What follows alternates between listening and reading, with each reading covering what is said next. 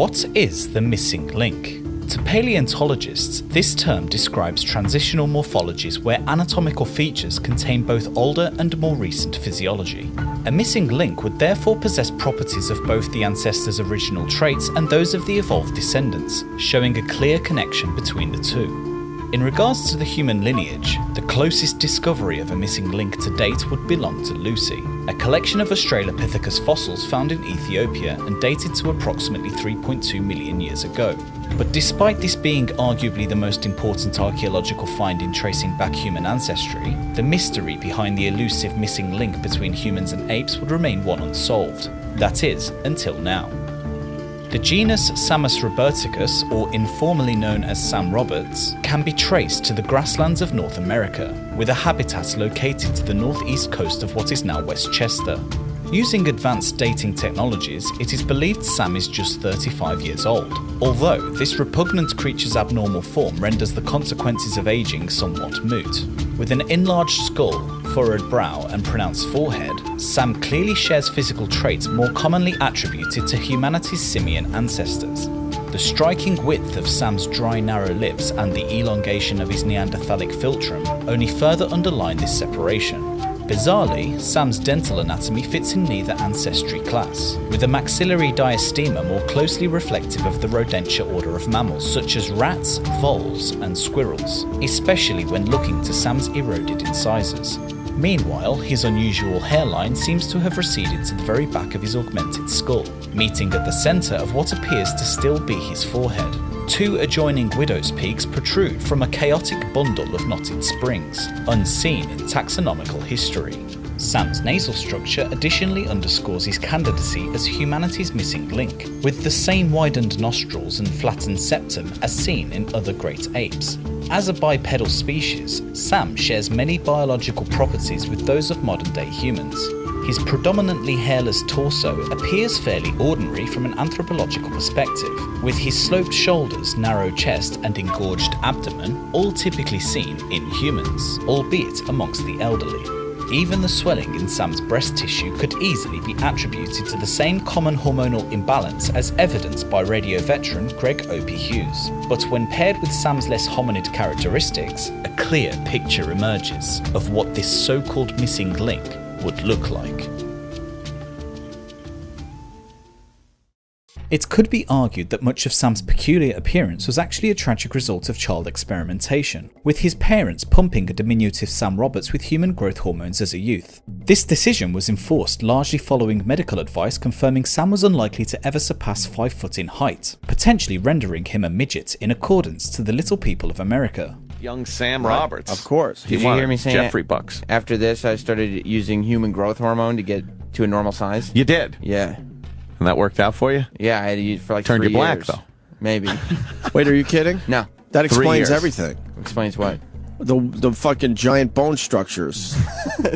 Artificial growth. That surprised me when I heard it because Sam is notoriously against like taking Tylenol or any sort of medication when Wow. he's Yeah. sick. What would you have looked like now had you not taken the growth hormone? The doctor didn't think I would pass 5 feet tall. Oh my God. Wow. You're kidding. Yeah, that's why I was like, yeah, That's why you got the give me the juice. bone structures. Sam's wildly underdeveloped frame appeared to defy the aging process entirely, as comically seen during an episode of Nickelodeon's Figure It Out in 1998. An absurdly feeble 15-year-old would inexplicably appear on what was clearly a show designed for children, where contestants would routinely be covered in slime for incorrect answers. This state of arrested development could be traced back to Sam's overbearing stay-at-home mother, who coddled the infantile adolescent to such lengths as keeping matted clumps of wiry hair in Tupperware containers in some act of deranged posterity. Hair was cut in my kitchen.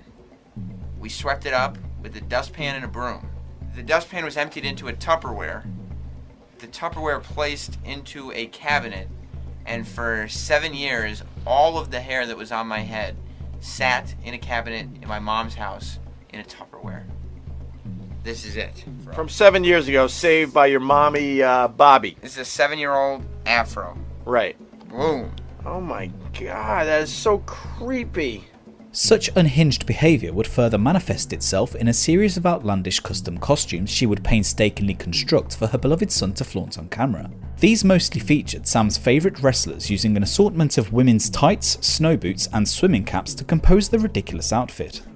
Well, the bushy hair on the sides doesn't help. It's fucking horrible. No, It's horrendous. very Borat. But it's accurate. Yeah, it's accurate. What wrestler is this again? That's Animal from the Legion of Doom. Oh, my that was God. that was an embarrassing one for me because we couldn't find They're a all a embarrassing. bald cap, and Yeah. so I had to wear a white swim cap. Let me say. And then we Ew. made a mohawk with That yarn. looks so bad. Yeah, your no, mother- no, we didn't make anything. Mommy did. Your mommy Bobby. made the costume for you. Don't make it sound like we did anything. Sicko did it, not you. It's so disturbing. First name basis. And your Ben's shoulder mom, pads Bobby. are very big for your slight frame. Wait till you see the They were neck. made of foam rubber. Were you disappointed in the white thing and not the... really Did disappointed. you cry? I didn't cry, but I was really like, I like details. You're such Are you ready? idiot. It was at this time that Sam's lifelong obsession with lycra-clad muscle men would originate. His fixation with the World Wrestling Federation had prompted a toy collection which had since become an eccentric compulsion.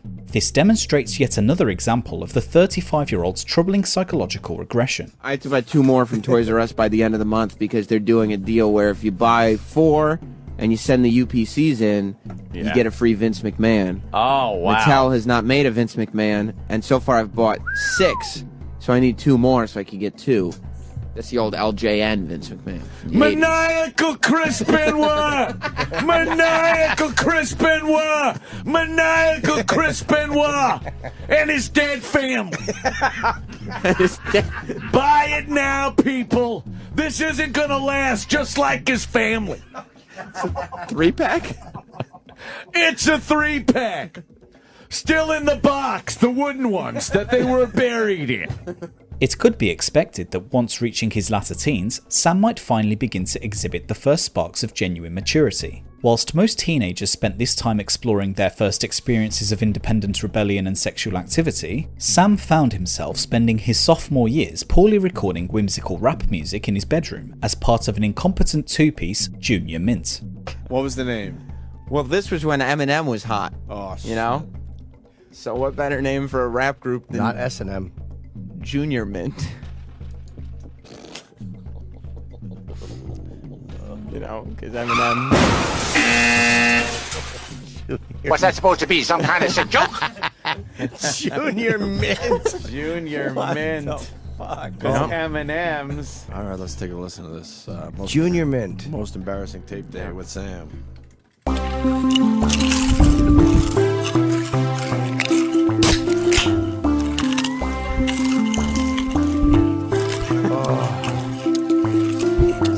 Take it easy, take it cool, act a straight up fool. Don't be surprised if you hear our beats and start to drool. My car's got big hubcaps with my bulletproof vest. I sang with Elton John and he called me 50 Cent.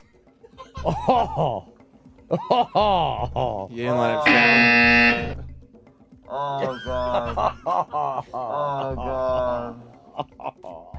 To further compound Sam's adolescent difficulties, the noodle-headed hormone recipient's physical abnormalities did not end at his body's inability to grow properly. In fact, an abundance of growth in one area would cause severe complications as yet another bodily defect, this time pertaining to his uncircumcised penis, would plague the primitive hominid. Sam's foreskin would permanently envelop the entire head of his penis, creating a balloon-like shape during urination. Due primarily to hygienic impediments, Sam decided to have his deformed penis circumcised at the unusual age of 19 years old. Basically, for whatever reason, the hole in the foreskin, the urethra there, it wasn't big enough to stretch over. So you couldn't get the head of your penis out of your foreskin? Correct. You basically bought a turtleneck that was too tight to put on. That's correct. Just this frizzy head sticking through and he's pulling. I mean, how much of your cock would come through the skin? 0. So when you got a boner, What? It's the foreskin stretched. so but the head never came out. Never. So and the most pleasurable part is the head. Something I learned later. Such a narrowing of the foreskin could have led to a far more serious medical emergency for the Clint Howard lookalike, as explained by Opie and Anthony's resident on-air physician, Dr. Steve. people that don't have the circumcision as an adult, that have that narrowing like Sam did, if they're able to retract their foreskin, sometimes they can't get it to go back again, and it'll actually cut off the circulation to the head of the cock, and it will slough off. So that's also a medical emergency. There's all kinds of ways you can lose your penis. Right. Still, this would not deter Sam's thirst to replicate the doting affection his mother had granted him as a child. It was therefore inevitable that the cackling streak of piss would pursue a career as a broadcast personality, and thus once again ensuring the lion's share of the spotlight. Former O&A intern Jared, later anointed Cream Pie Jones following a Bukkake-style radio prank, describes his experiences with fellow Syracuse alumni Sam, who was at the time a college radio host and admin for the university's Opie and Anthony Facebook page. Even at a young age, the manipulation of people he deemed lower in stock was a key component to the Chimpanzero's arsenal. I suppose I'm a little bit different from a lot of the other interns because I knew Sam back in college, and I didn't know him particularly well, but he would. I mean, this was in the early days of Facebook. He was the admin for the Opie and Anthony fan page for Syracuse University, that type of thing. I had recently, when I had gotten to college, I had just become a subscriber because Ron and Fez had come on, and I had reached out to Sam at some point and pitched him an idea of me coming on his show and being his intern. The whole idea of me being his intern was my idea, and he's kind of just told everyone that I was his intern in college. Part of the broadcasting school's curriculum offered the lucrative prospect of interning at an actual radio show. For a peg-toothed sociopath like Sam, an internship amongst similar-age students presented another chance to socially engineer his way to the top. His destination, the Opie and Anthony Show. All right, but first, one of our young go-getters in the studio. Young go-getter? His name is Sam. This is young Sam? Yeah, all 115 pounds of him? Jesus Christ, he really is a little thin boy. Yeah. What is he? How old a lad are you, Sam? I'm 21. Sir. You're 21? Yeah. And you go to college? Yeah, I go to Syracuse. You go to Syracuse? Mm-hmm. Yeah. And you're interning for the Opie and Anthony show? Yes, I am. You should drop some matches, see if we can count them real quick. Yeah. Yeah. Yeah. Uh-huh. That got nothing. Sounds like Rain Man. It was a Rain Man. Oh, okay. Reference. What do you go? Sam? Right. Yeah. Yeah. I go to Syracuse. Yeah. Yeah. Yeah. My name's Sam. Yeah. Looking forward to a radio career, I gather? Yes. Yeah. Oh, very good. Yes. All right, and this is where it starts. This is like the road to radio starts with an internship at a radio show. Mm-hmm. And here it is. Sam's early years on the Opie and Anthony show were primarily spent in a similar vein to most other interns, either being ridiculed or humiliated on the air for material. But rather than allow a string of comedians to exploit actual sensitivities, the Westchester half-breed would instead cunningly divert attention away from his harrowing appearance and distinct lack of talent, and instead direct it towards softer targets such as his infantile diet. So with that, Sam, what did you have for dinner last night? Last night I had fish sticks with onion rings and celery sticks. Do you have any condiments with the fish sticks? What do you dip them in? Nothing. No ketchup? Yeah, no ketchup? No. You don't like ketchup with your fishies? With your fish? I just know what to call them. What about tartar sauce? Fish bakey? That's what we call that, fish bakey. Fish bakey. Fish bakey. You don't like ketchup with your fish bakey? Fish bakey. I could make a smile of ketchup for you. Oh. And you could dip it into the smile. You eat fish bakey. Fish bakey. So absurd was the level of pampering to Sam's childish fancies growing up that his mother completely neglected to consider the importance of nutrition when raising a child. Sam's playful whimsy when pressed on such dangerously unhealthy eating habits further emphasised his developmental shutdown. Even Guy Fieri's finest ribeye was off the menu for primordial mongrel Sam Roberts. Come on, now, go. Chew it! Don't spit it out. Oh, God damn you. What's wrong with him? Hunter, give him a little of the water to wash it down. I think it'll work. Yeah, whack. No, in the face. Take some water. Sorry, guys. Pour some water. Like he's in a...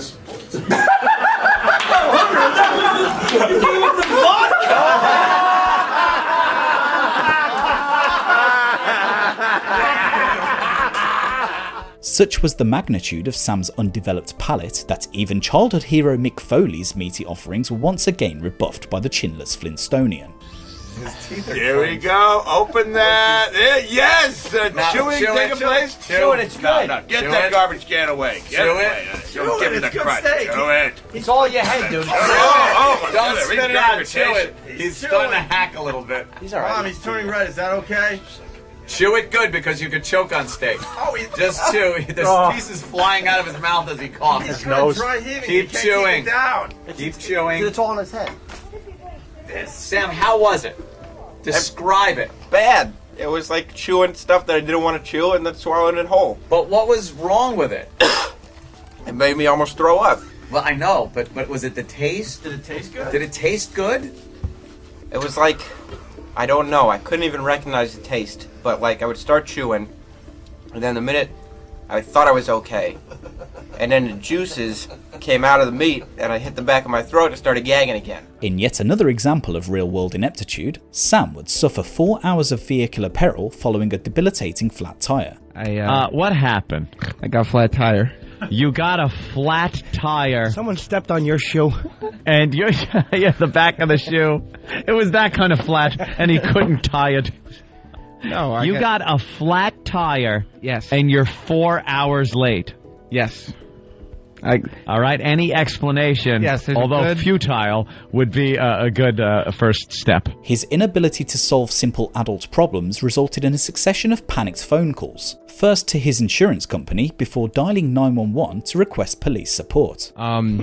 So I got a man, my dad, I called him. Oh, you called your daddy. Oh, that's so cute. It's like, I did that once too. What happened was the chain came off of my bicycle, and my foot got caught in it, and I started crying, and I called my daddy to help me. I was 6.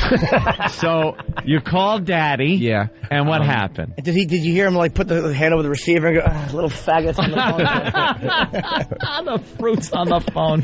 We had high hopes for this one. No. We're just saying, why you be calling me? But it's so obvious. He has candy in his head. My dad doesn't. We all like see that. it. Oh, he doesn't? No. Okay. He said he didn't really know what to do. He said, try calling 911 and see if they can. Okay, now I'm seeing something. You're a chip off the old block. Well, what? Here's the thing. 911 is so reserved. 911 is reserved for. Hi, 911? Oh, no. I'm going to be dead if you don't get here in minutes. I started off the call by saying this is not a real emergency. Oh, that's good. Huh? They always love hearing that. Yeah, great. Okay, we'll send the police to arrest you then, because this is for real emergency. You know there was a real emergency on hold, but they went to you first. After making little progress in his quest to have the US taxpayer fund a tyre change, Sam would innocently excuse such incompetence as just the latest in a long list of cute quirks. What happened? At that point, I called my dad to fill him in on what was going on. Damn. He said, all right, I'm just going to come meet you, call the company back that I mentioned before. And so I called them back and stayed on hold with them until they convinced somebody from 911 to send the tow truck down. From 911? They called 911. Yes, I was on three-way. And they called 911 and they said, holy Jesus, he needs to get out of there. And so my dad came, the tow truck finally came, and the guy said, you got a jack? And I said, no. And he said, okay, well, we'll lift you up with the truck then. And as they were lifting me up with the truck, my dad walked around the car, pulled the passenger seat forward, and he said, for future reference, here's your tire iron and jack under the passenger seat. Meanwhile, Sam's attempts to provide comedic material for the show fell continually flat, often cutting excruciating promos only to be deservedly ridiculed as a result. Let's hear the new WoW promo. The following is a simple guide to getting your very own WoW sticker from the Opie and Anthony Show. O&A Party Rock! That's right, Toby. O&A Party Rock indeed. Boy, I love them. Head over to opieandanthony.com and click on the WoW sticker button. Sometimes I pick my nose with a coat hanger. That's nice. You keep doing that. It's all sticky. Or send a self-addressed stamped envelope to the Opie and Anthony Show. Attention WoW stickers, 111 West 57th Street, Suite 500. New York, New York, 10019. Gosh, that was easy. It sure was, Toby. Now put that WoW sticker somewhere obvious. Putting it on my eyebrows. Now, Toby, I wouldn't do that if I were you. Adios, eyebrows. And finally, enjoy bosoms. One time I walked in on my grandma in the shower. I saw her boobs. I cried a lot. Is there a delete button?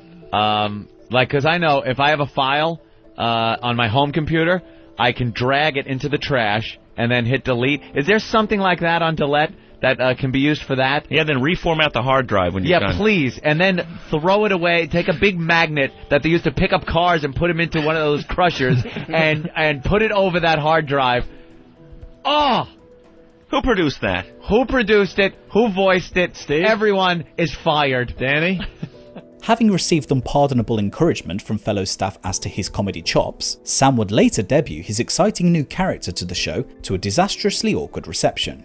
The humourless troglodyte would portray Joe Cumia's antithesis, a gay-sounding but enthusiastic heterosexual. Basket or whisker biscuit or some shit. Let's meet AJ Poopy Shits. Poopy Shits. Here we go. Oh no. Hi, I'm AJ Poopy Shits. I love chicks and I love tits. It's my favorite part of chicks. That's why I love the Opie and Anthony show and their Wow sticker promotion. You just log on to the website, get yourself a sticker, throw it on the back of your hoopty, and you get to see some great chicks and their tits. Who could ask for more? Certainly not me. I'm all man, and if there's one thing that men like, it's chicks. Sometimes at home, I'll stand in front of the mirror, totally buck naked, and tuck my dick in between my legs. Pretend I'm a chick with great tits. Toodles.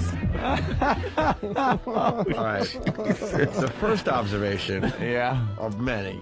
Yeah. You do that way too good. Yeah, I'll give you that. Look, he's crying. He's tearing up. But Sam Roberts would not stop at the heinous abortion that was AJ Poopy Shits. As part of an Opie and Anthony live event, the Hudson Valley Heathen performed a 4-minute stand-up set to a crowd of irritated hecklers. The routine was littered with poorly delivered material on his mangled genitalia, in a desperate grasp at a cheap laugh, unfortunately to little avail. So the padding was still there. So I'm sitting in the bathtub, and I start picking at it to get it off, peeling at it to get it off. Where's Big A?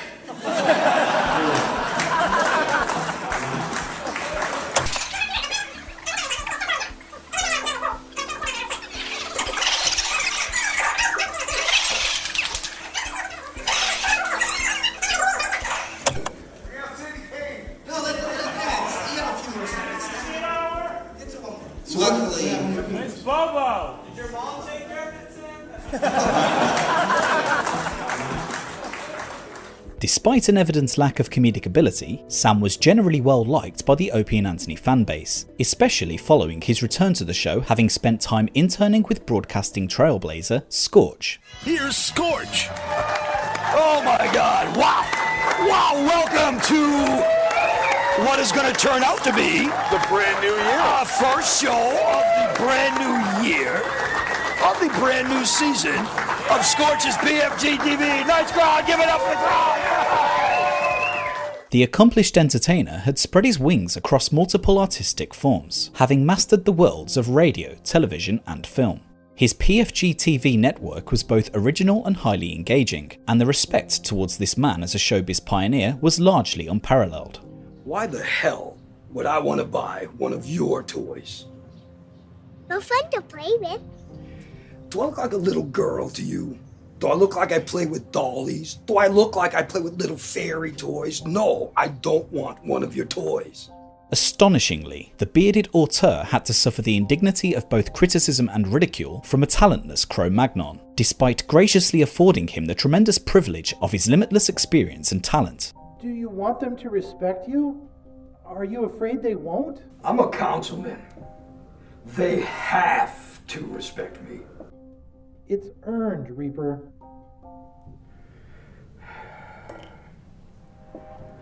Sometimes I wish I could think the way you think. I really do.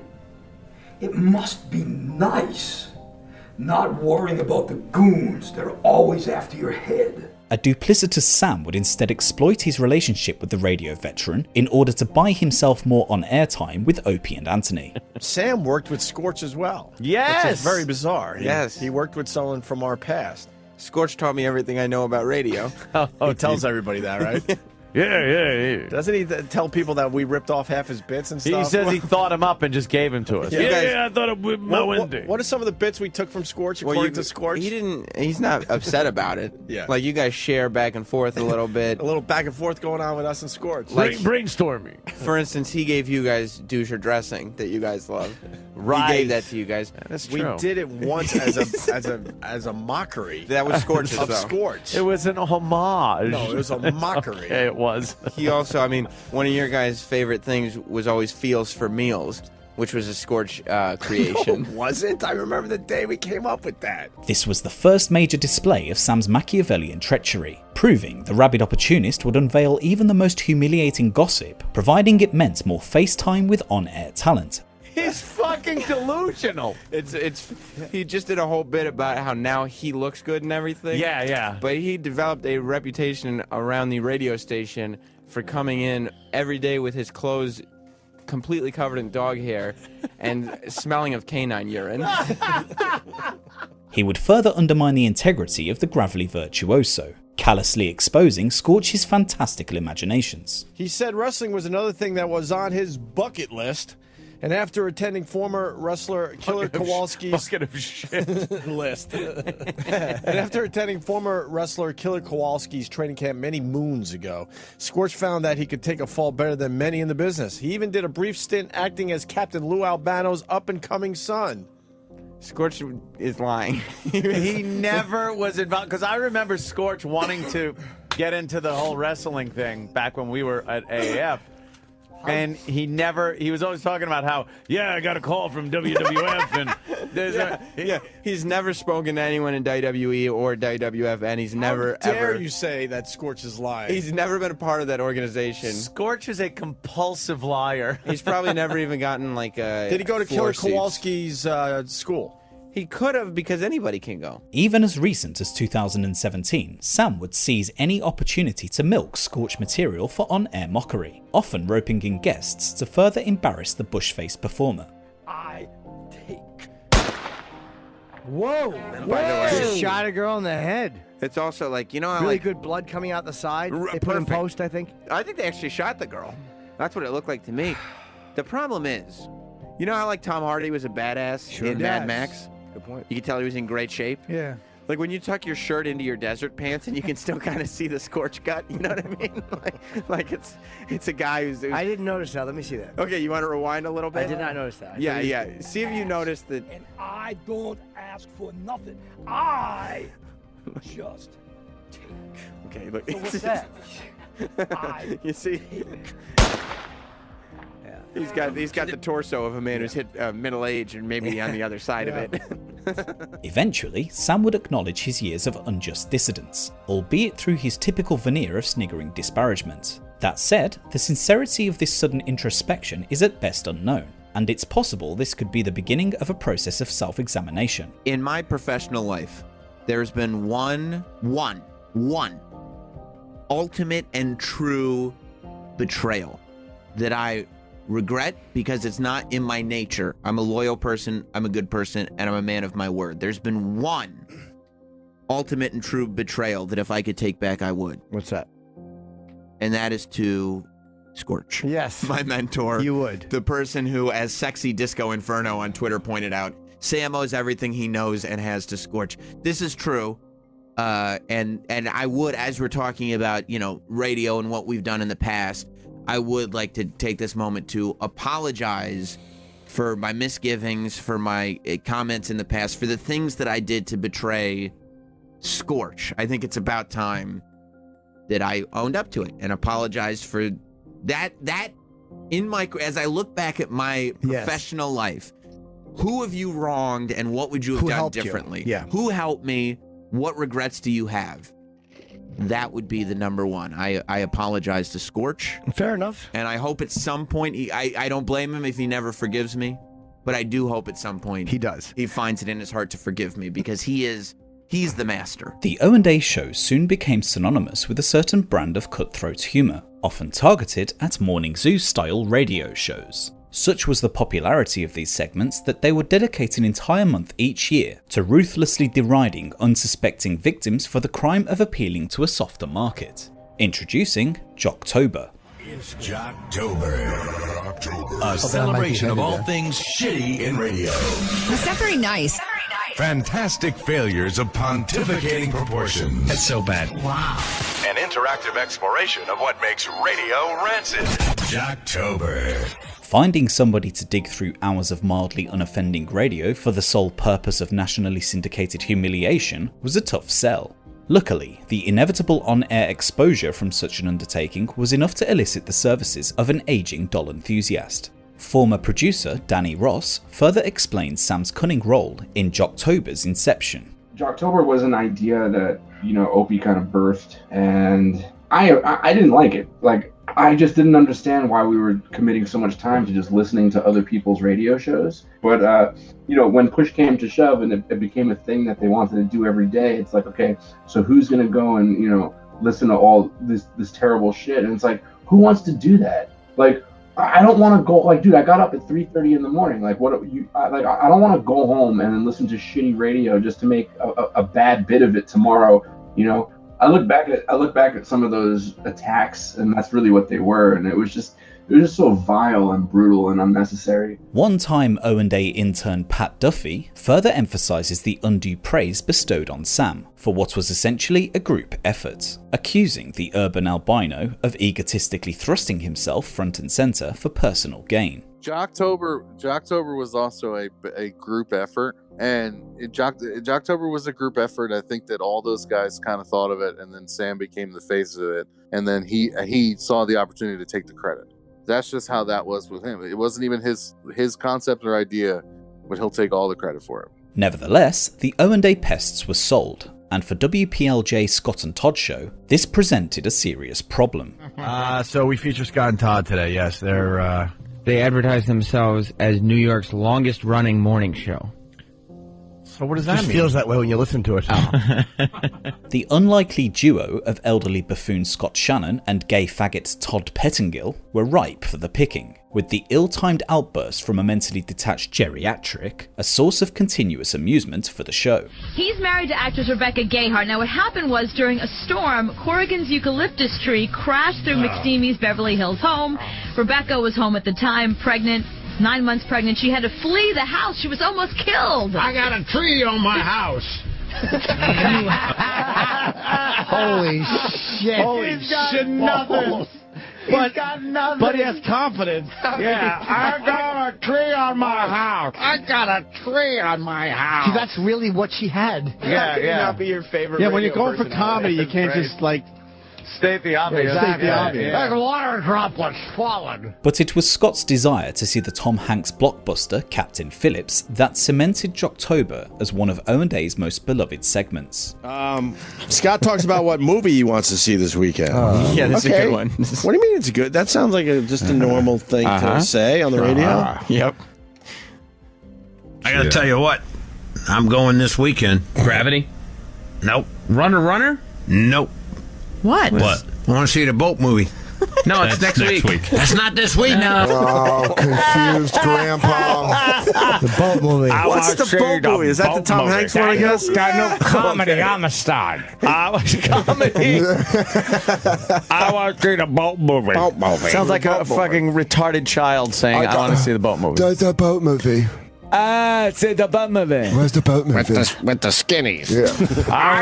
Where's the one where Tom Hanks kills the Africans? Right. Where the boat movie? Is that the one where he got the soccer ball and he calls him Leon or something and chases him around the desert? Regrettably, Jocktober's culture of heartlessly pushing the envelope would often result in the show drifting into abusive waters. WBEE veteran Terry Clifford, a mild-mannered and somewhat motherly figure, found herself a target of a vicious campaign of online assault for no other reason than appealing to a more family-friendly demographic. Strap in, kids. Yeah. It's Jocktober. Good morning, Terry Clifford. Well, good morning, Steve House. Oh, this is Terry Clifford. We made fun of her. We have? Yeah, when we were in the running to be the biggest show in Rochester. Yes. Oh, Yes. right, okay. Wasn't she the piggy pig looking one? she has a really hot voice, but not real hot voice, but a nice voice, but she's just a mess of a She's lady. an extremely large You remember woman. Aunt, don't you? Yeah. All right. A misanthropic Sam would cackle his way through her every shortcoming. ranging from her propensity for oblivious interruption to her shrill tone and voluptuous figure. For an Aboriginal imp like Sam, the temerity of mocking another's appearance was simply stupefying. You just hear, you hear the wheezing of the liquid in the All lungs. new today. Really? Not good. You sound Really a lot not. better, too. The B morning coffee clean pneumonia lungs that she's got from being bedridden. Somebody posted a picture of Terry holding a gnome, a lawn gnome, and the caption says, "I don't gnome a hackier pig than Terry." That's not kind. It's not. But it was the onslaught of social media harassment that Sam took particular joy reveling in. The ability to weaponize O&A pests represented one of the earliest examples of online brigading, where swarms of trolls would flood internet communities, rendering them unable to function. All right. Their Facebook is getting a lot of weird photos on it. What do you mean? Like what? Well, there's one guy with a vacuum cleaner hose attachment. Well, he's trying to make his dick bigger. Yeah, he's got the shaft of his dick sucking into the Well, how else do you vacuum fucking hose. stretch it out there? There's a picture You got a of small one. Keith the cop photobombing in a photo frame. Nice. Jocktober approved banner with my face. A girl holding up a sign that says E-Rock. And making a face. Oh, there's a cartoon picture of a house with a tree on top of it. But it's a tree. The tree is growing out of the roof. Right. It's like there's a tree on their house. Yeah. I got a tree on my house. In efforts to both curtail the growing psychological burden on Terry Clifford and minimise the logistical ramifications on WBEE staff and fans, the official Facebook page of the morning show was eventually taken down. You want to get right back to The Fugitive, or if you want to get an update on a previous Jocktober? Well, I got an update on one too. Well, Terry Clifford Station still hasn't put up the Facebook page. I think they're waiting till November 1st. We're such idiots. Really? Oh, man. Go there. As of yesterday, they still didn't put their Facebook page back up. Have you From heard? last year? No, from this year. We got her. With it, well, what happened? Did people post unflattering things? Yeah, has Wheeze said anything to you? I'm too scared. You avoid his haven't calls? spoken to him? Every time the phone rings, you just look at his name and you're like, I'll get back to him in fucking December. He begged me. Sam Roberts had enthusiastically made Jocktober his own, seeing it as an opportunity to raise his radio profile. But in doing so, he left behind a trail of emotional destruction. To most victims of the segment, Jocktober represented an unpleasant but manageable byproduct of shock jock humour. But to Terry Clifford, Jocktober was more than that. It embodied a battering ram of mental torture. So numerous were the incidents of uninterrupted persecution that there even exists a 4-hour YouTube video aptly titled The Terry Clifford Beatings. At the end of the day, Sam doesn't care what he did to Terry Clifford. He doesn't care. I bet he never even thinks about it. And you know what? At the time, he was just providing content, and he made other people laugh, and that was it. But he didn't give a shit about the real life consequences of what he was doing. And that was Sam's job. And Sam took so much delight in these people trying to do their job. And this little snot-nosed shit is taking all of their stuff and taking it out of context and going, hey, look how stupid they are. They're so stupid. Much like the masters he served, Sub-Saharan Garfunkel began to phone it in, appearing to no longer care whether his content was Jocktober worthy at all. You're a mess. You're getting lazy. You're just picking shows now without listening. I listened to 3 hours of this show before I picked it. Freak Show, we're very embarrassed today. I listened to 2 shows yesterday, and the Freak Show was worse than the other show I listened to. Yeah, we're all believing that, Sam. That's terrific. Who else did you listen to here? Yeah, what was the other choice? What was the other choice in Pittsburgh, Sam? It wasn't in Pittsburgh. It was in Nebraska. Oh, you're telling me a show in Nebraska is worse than them? That's right. Yeah. That's what I'm telling you. You're worse than them. Eventually, an unforgiving twist of fate placed Sam in the segment's crosshairs. After uncovering archived tapes of an old show, a chromosome-imbalanced E-Rock delighted as Sam's on-air talent, or lack thereof, was called into question. Oh, here comes E-Rock. Why run down the hall when these guys got to go back on the radio any moment? Look at E-Rock just he's happy. trotting and plodding down the hallway. Yeah. What do you got there, E-Rock? These were the early ones. All right, we're going to listen to All some right. Sam Roberts. You could- guys, hold strap in, by the way. Strap in, And guys. I'm doing Sam. It's real funny. I'm doing Sam a favor. This is from last night's show. No, I don't think it is from last night's show. It says it right here. Last night's show. All right. Well, I mean, if it says it. Guys, you ready for this? Yeah, we got the joke horn ready. All right. Sirius XM Hits 1, I'm Sam Roberts, and in what alternate dimension is rude boy considered a compliment? Wait, what if this is the alternate dimension? Oh, my head. Oh, God. You have no fucking right to pick any shows to goof on. And this is last night's show. It's too. not last night's So show. you've settled in at this point. Somebody I know was driving around in their car listening to Hits 1, and the passenger said, "Ugh, who is this? They're so lame." Oh, shit, not knowing. And it was Sam on the radio, and the passenger was a 14-year-old girl. So the driver was answering. Given the shock jock nature of the show, staff drama was not only tolerated but often exploited on air, pitting interns and producers against one another in an overdramatic grab at mindless entertainment. But to childish Sambino, these behind-the-scenes antics were simply a competitive game to selfishly elevate himself at another's expense. This would often result in the exploitation of Spectrum dwellers like Bobo and intern David. Now they're both just spraying them all over the place with this. Oh, now you Now I smell smell it. Now it's. Yeah, all right, David. It's too late now. Yeah, maybe now, it needed to be atomized a little more. Yeah, I think that's enough. Oh, God, Christ. All right. See? All right. Thank you. No. Thank oh, you. God. Finally. Thank I think that's enough now. Oh, David. You know, the key is to spray It does. a lot. It needs to be in the air a little first. And I think you're right. You got to spray a lot Steve, more. Don't fan it over to me. David doesn't realize that he could take his shirt off all he wants because the back of his pants are sprayed. Oh. Which makes it. Thank you, Sam. That just smells like a horrible, horrible day in the bathroom. Wow, that is just brutal. Whether through fear of competition or simply a deranged pleasure at mocking the disabled, Sam's hiring practices would seek out society's more vulnerable members for a crash course in mirthful mistreatment. Any kind of intern abuse was basically an Sam generated. Blind Stevie wouldn't be an intern, you understand, unless Sam hired him. And that was my problem with Sam being involved with the intern selection process was, Sam would go for, the most Bobo-esque person that he could find. And I would go for the most capable for the job, with the one exception, I do have to admit, of intern David, because the second I talked to that dude, I was like, okay, you're totally hired. There's no way we're not taking you.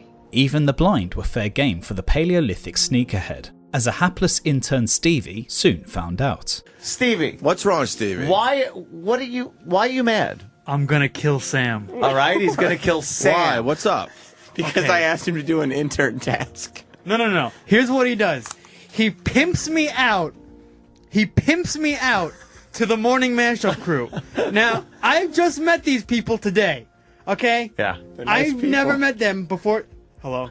I've never met them before today. The outrage of me introducing to other people who work here. I'm not done yet, to Sam. help them network. Oh, no. An intern actually meeting other people in the industry. Wow. So now he knows the that's host crazy. of 2 morning shows. Yeah, This is awful. That can only hurt. Oh, me and my conniving ways. That's not the whole story. Sam would butt heads with almost everybody at some point to varying levels of success. In Troy Kwan and Club Soda Kenny, the light-skinned race traitor would learn a valuable lesson in picking your targets. I don't know who the cool guy is here. It's not Eric. It's not. And you're like the guy who's like coming in as Fonz, but everybody's like, tell this guy to shut the fuck up. Like that's like you know what I mean? Like you're almost like you would be the Fonz for a different audience, but our audience is like, get this guy the fuck out of here. I think. Who do you think the cool guy is? I don't know. You're mad at me. I just He's no, so 'cause pissed.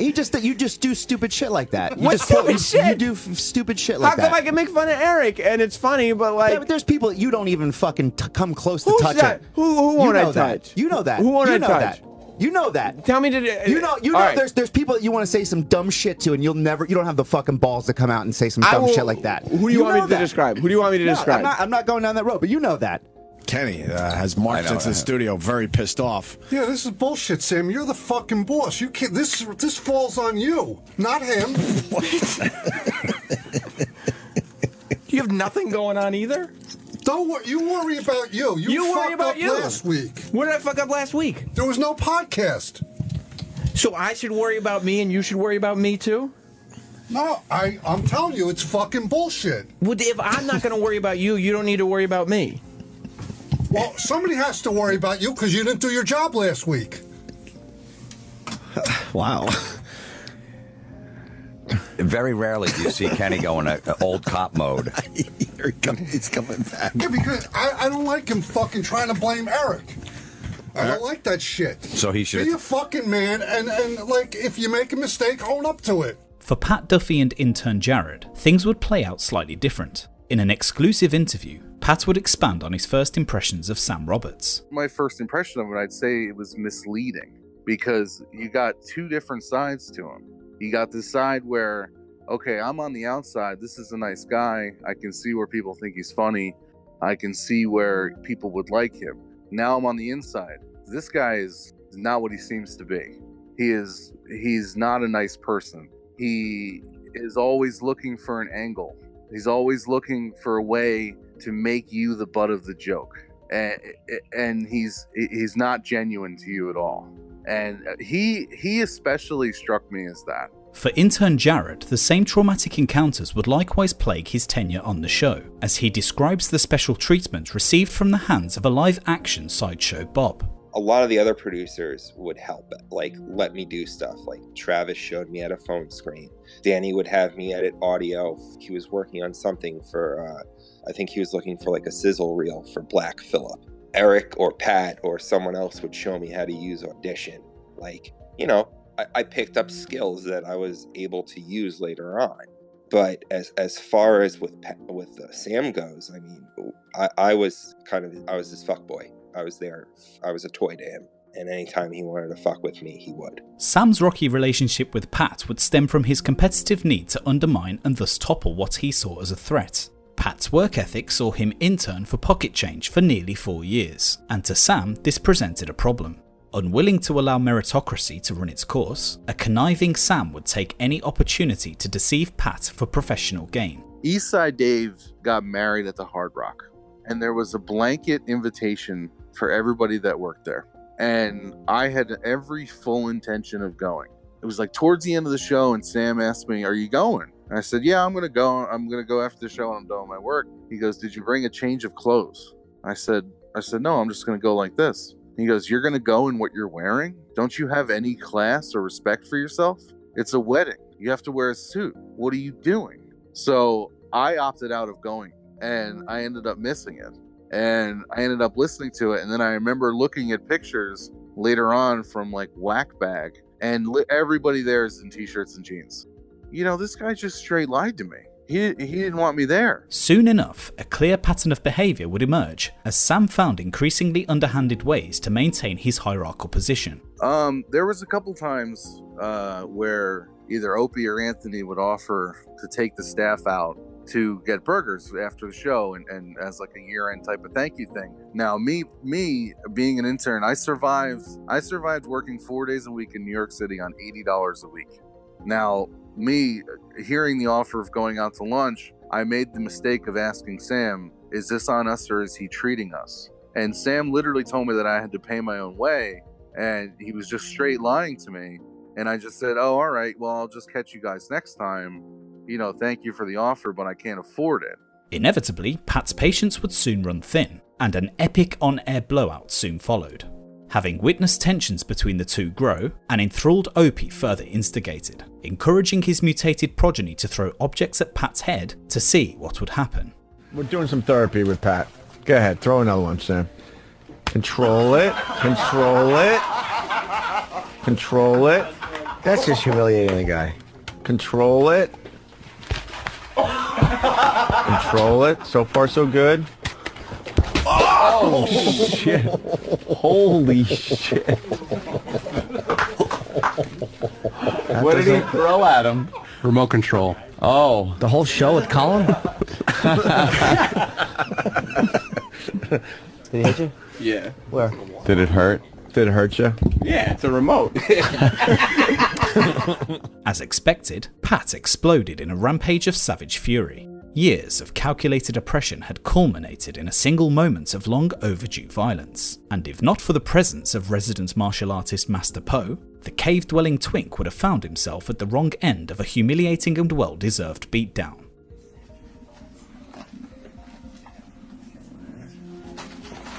And fucking Po steps in and you run behind Steve.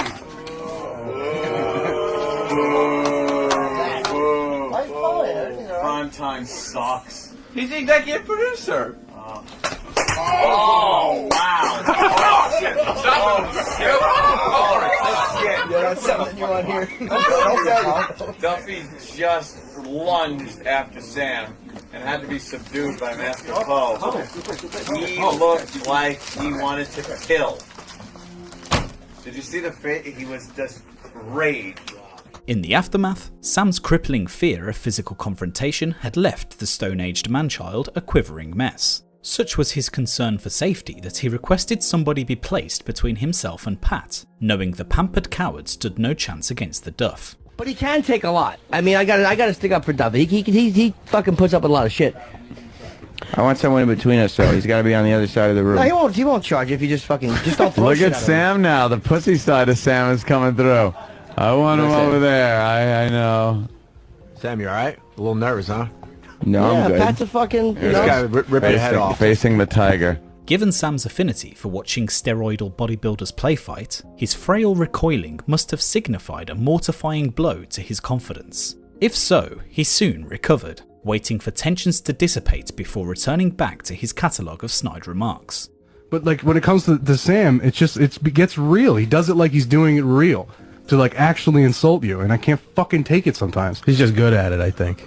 Yeah, people think I'm insulted. I don't care about people. So I'm not insulting anybody. It doesn't matter to me, but I'll just say things. Like, I do like to mess with people's minds.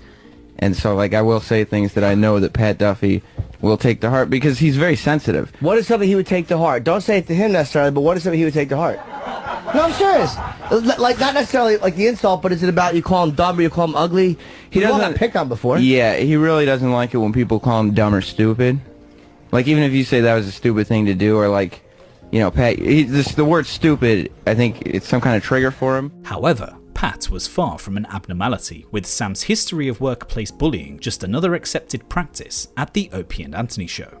At the core of it, he derives pleasure from seeing other people suffer.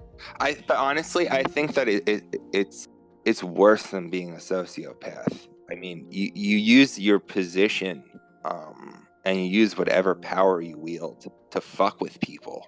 I mean, that's just as bad as like any of those women that get Me Too'd, you know, that get sexually harassed by their boss.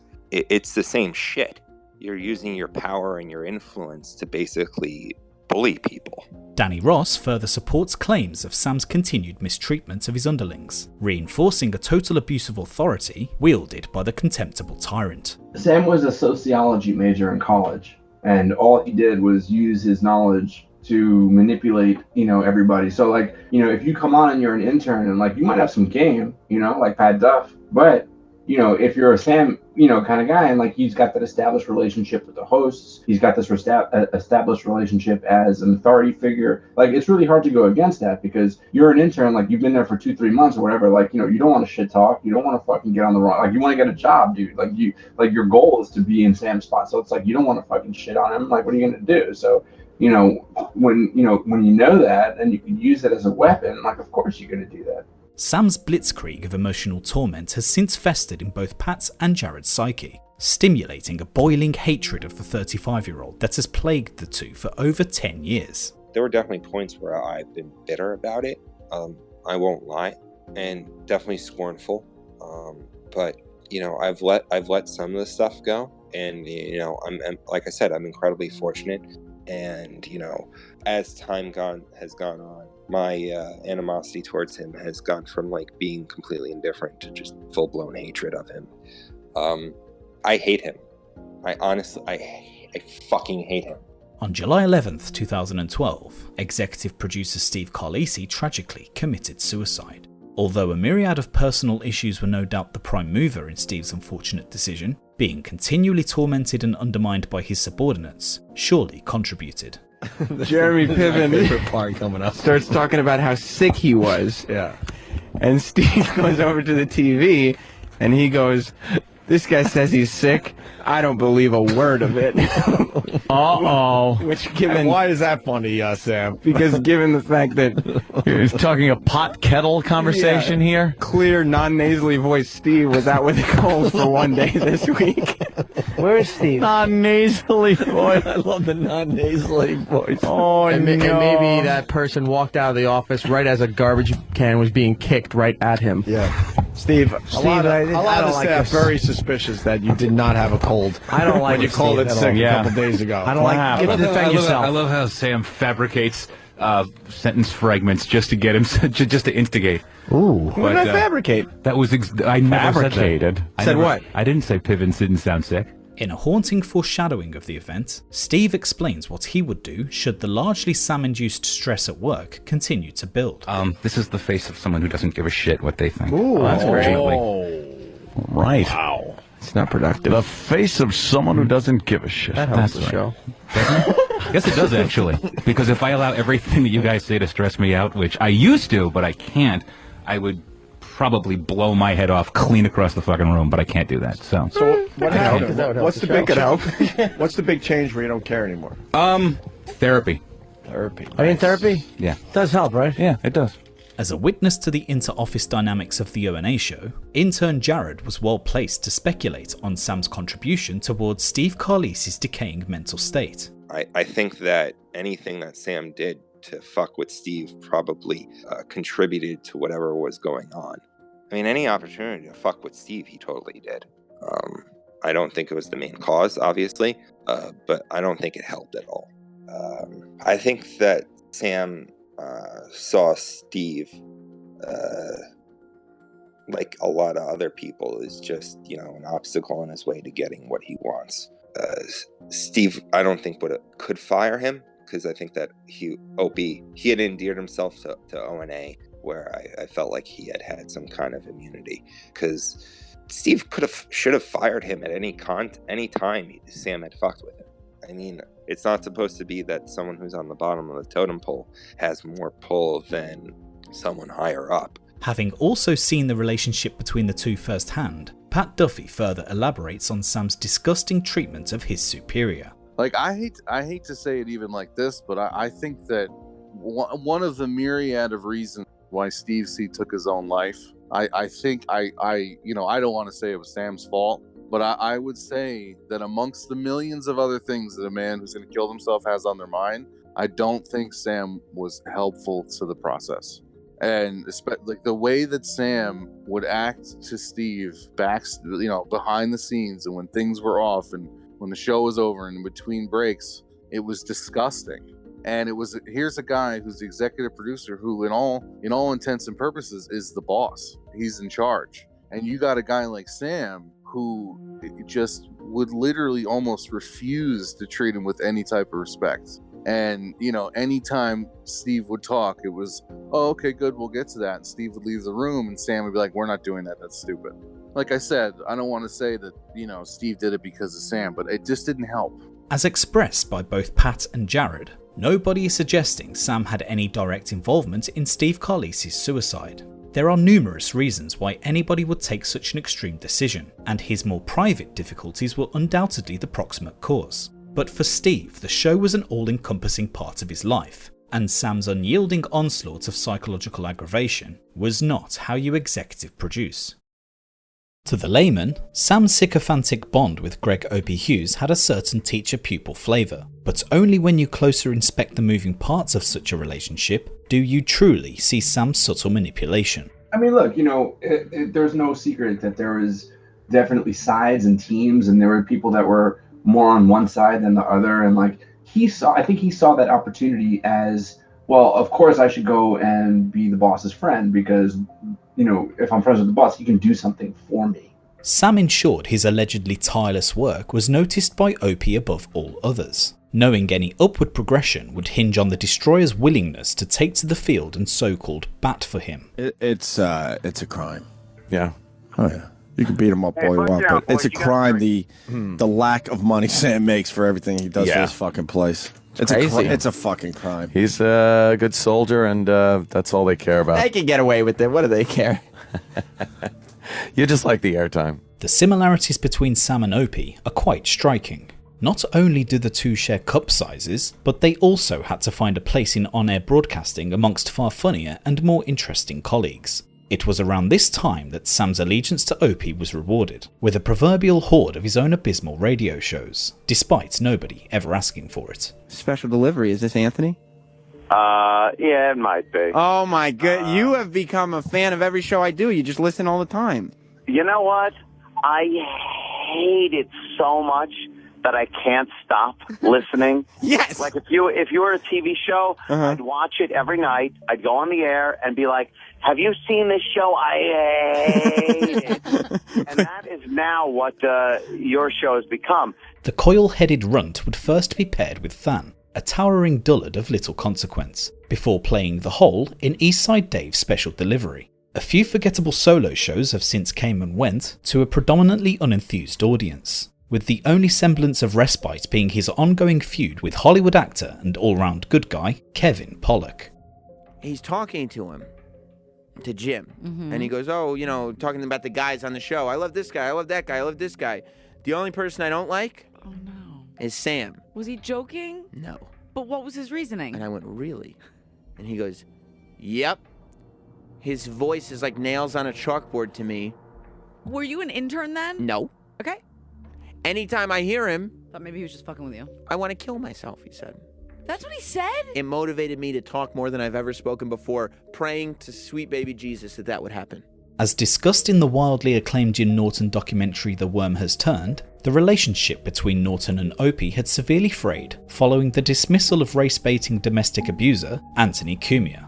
Having been banished to the obscurity of nighttime radio, Sam would often use the platform to defend who he felt was still an influential figure at SiriusXM. And he's not Opie. One of Opie's great, and he said it today. He said it on his show.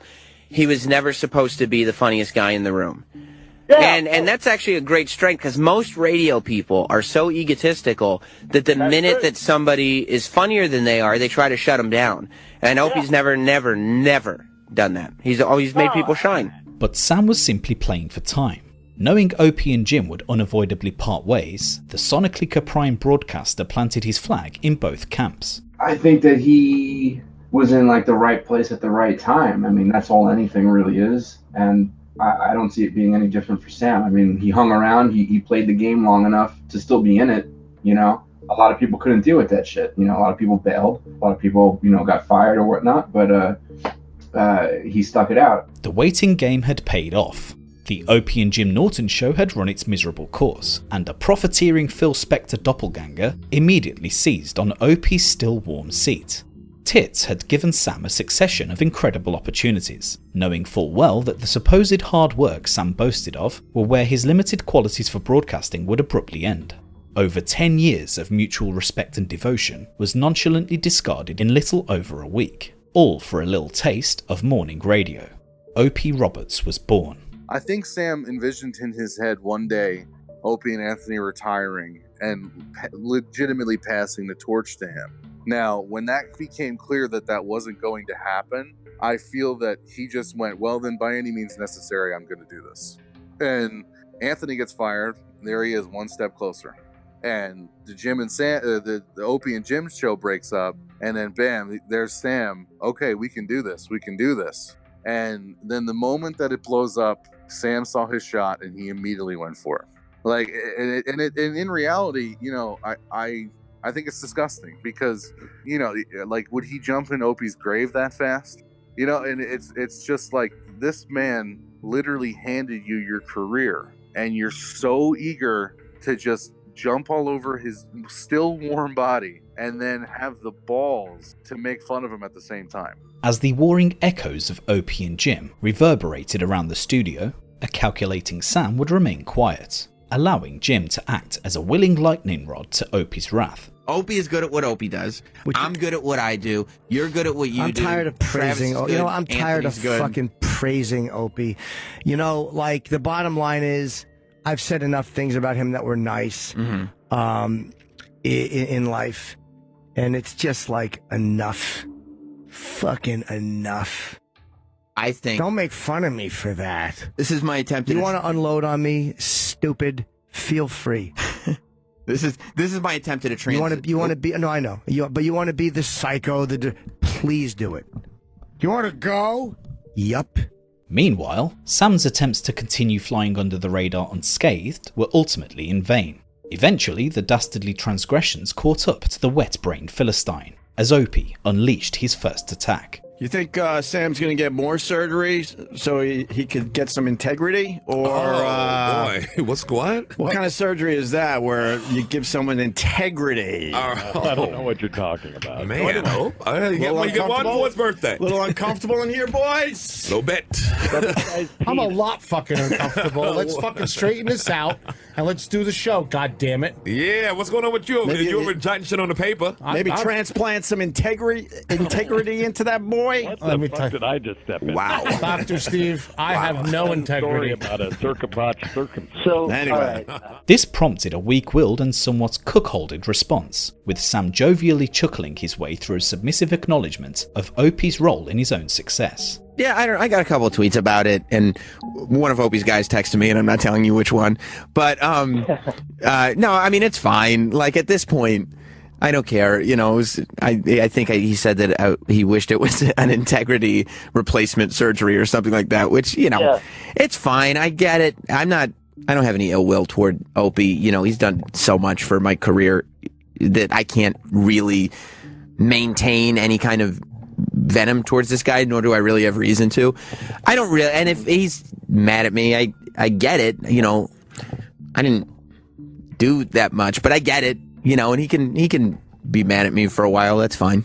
Unfortunately for the Pennywise stunt double, things would go from bad to worse as Opie began unravelling the true nature of Sam Roberts. For all the talk of hard work attributed to him, Sam would now be accused of taking shortcuts by the very man who facilitated his every career move. What's Sam's role in all this? Because I know that you're like a mentor to him, but then he's working with Jimmy. Is he sort of stuck in the middle here? Is Sam? I think. Look, Jimmy. There's an opportunity for him, but then you're like his guy, right? No. Wow. Okay. Here we go.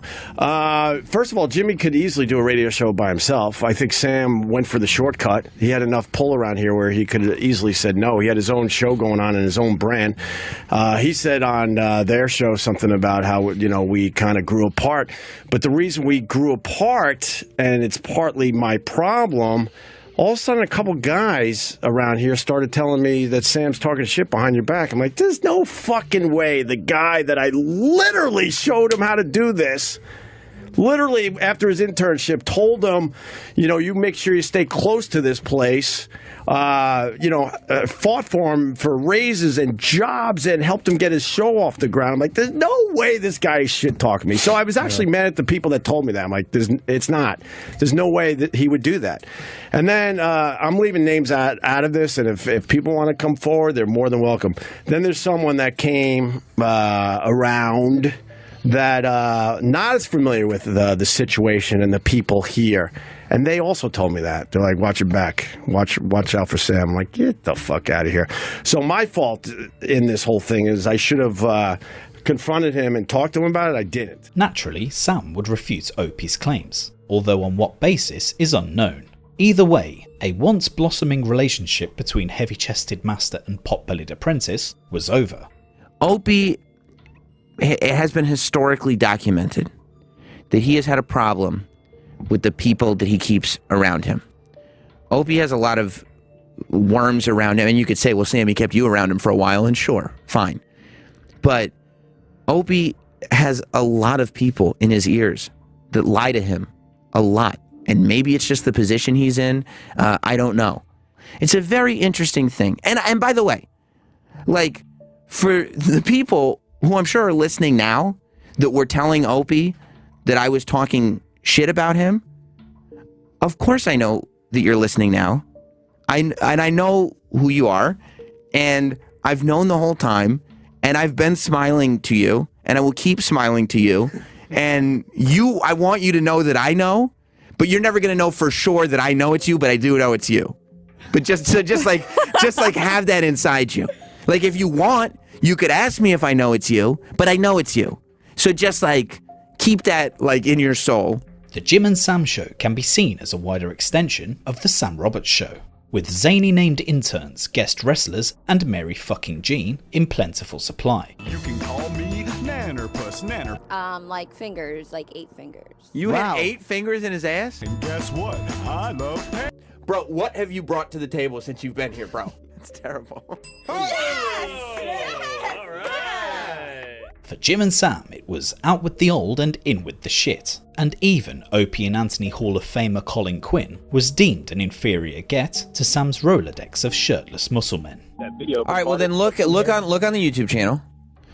Look at the Colin Quinn hits and look at the AJ Lee hits. I love having Colin on, but the point is that the Colin Quinn fans, you don't understand what I'm saying, are here, and they're not going because we're going to have Colin back on whenever he wants. The point is to have new people on that are going to attract new people to the channel. And speaking of shirtless muscle men, when your only use for legendary comedian Rich Voss is to encourage him to constantly remove his shirt, perhaps it's time to call it a day. You do a take 2. Pose against the wall. Yeah. We're doing a take 2, bud. Oh my God. Hold on, you gotta talk it. This week, right? Yeah, I'll be at the stand tonight. There you go, taking it off. Let me see that little chubby gut. He's got his shirt off. So incredibly awful is the Jim and Sam Show that there's serious talk of its discontinuation, just 2 years after the show's inception. Danny Ross gives his thoughts on the state of the Faction Talk morning show.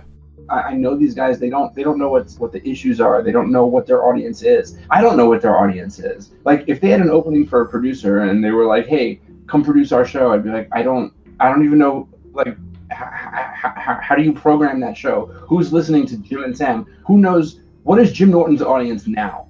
What is Sam Roberts' audience now? I don't know who these people are. I think they're like over 40 truckers. Like, what would I do? Like, would I advertise at the fucking Waffle House? Like, I don't understand what would happen here. Like, who's the audience? Because it's not young people. All in all, the less said about this abomination, the better. For those interested in exploring this literal shit show further, I refer you to this documentary's predecessor, The Worm Has Turned. Although there was that one time where a dim-witted Sam referred to TV host John Walsh using his murdered son's name, but I digress. Yes, there he is. Okay. He's coming very, in. I can hear his voice. Adam Walsh. Hi, John. How what are you? What did I say? Hi, John. How are you? Oh, my God. I'm an idiot. How are you? It's a good pleasure to Sit see down, you. whatever you want. Tell me, I'm going to come over there and shake your hand. Please do, John. As Sam's radio career took a somewhat disastrous life of its own, so too did his fledgling association with the WWE. Not only did his autistic fixation with the global franchise envelop his every waking moment, working within the structure of the World Wrestling Federation was a lifelong dream. Unfortunately, Sam's beta-orbiting physique rendered his professional wrestling ambitions a total farce.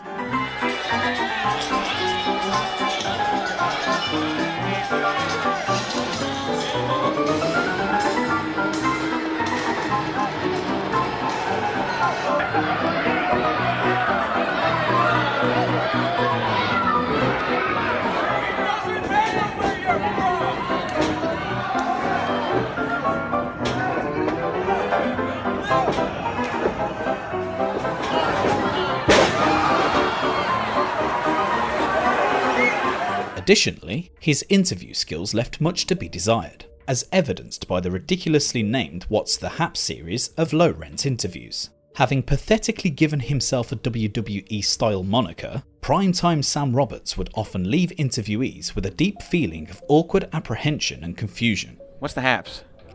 What? It's the same thing you answered the last time I asked you. What did you say that? What's the haps? Why do you say that? Because it's my thing. You're a bad interviewer. What's the haps? Wait, what's a comedian's name who came out of the show? Jim Norton? Yeah. I love Jim. Very funny. I saw stop interrupting me. Fuck. What's the haps? The haps? Yeah. Was that slang? Yeah, it's what's the haps, you know. Cool guy slang? Exactly, that's what I bring. I'm not up on your young kid lingo.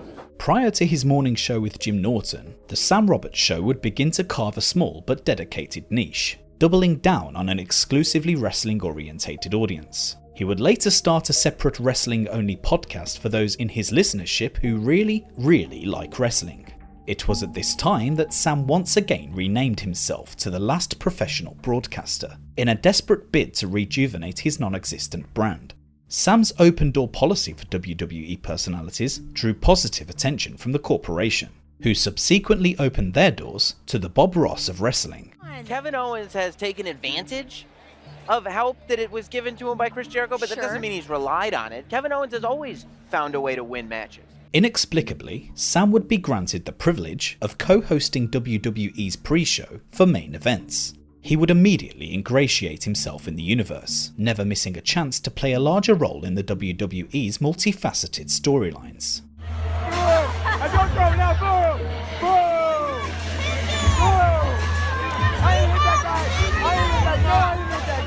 Unfortunately, Sam's lack of charisma, talent and physical presence left wrestling fans bemused as to his involvement with the network.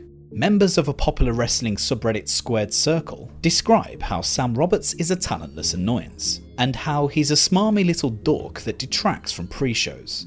For whatever reason, Sam is still loosely involved with the WWE's television coverage. But what's more troubling is when you consider the decade-long history of psychological bullying committed by this man. Real victims have emerged, and real lives have been drastically altered as a direct result of the reprehensible behaviour of Sam Roberts. I was bullied my entire life. I was always made fun of because I was small, short and fat. The color of my hair, the music I listened to, the way I dressed, the way I looked. And I was dangerously uncoordinated in sports, so that didn't help. I was called everything in the book. I mean, the ones that hurt the most, you can't really say, you know?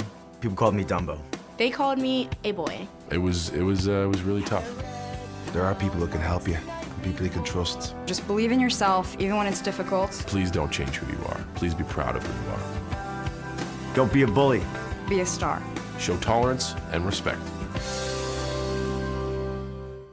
And until such a time that the least professional broadcaster receives his unpaid comeuppance, we can at least take significant pleasure that regardless of what's next for this gelatinous clump of primeval discharge, this actually happened. I mean, there's fans everywhere. Everywhere. It's unbelievable the energy that's in this place. And action is coming tonight, here. On the kickoff show, there's going to be all kinds of stuff. We're going to have a women's battle royal. We're going to have the cruiserweight champion being crowned. Tonight, there is action on the way.